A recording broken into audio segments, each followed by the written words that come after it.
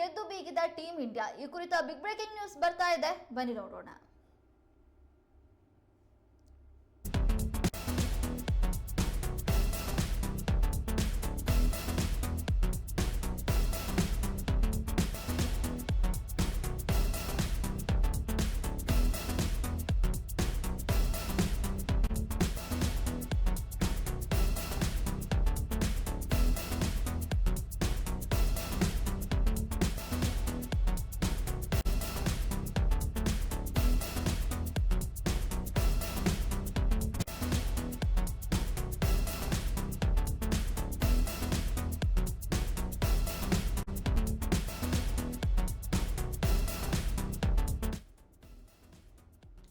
ಭಾರತ ಮತ್ತು ಜಿಂಬಾಬ್ವೆ ನಡುವೆ ಟಿ20 ಸರಣಿ ನಡೀತಾ ಇದ್ದು 5 ಪಂದ್ಯಗಳ ಸರಣಿ ಇದಾಗಿದೆ.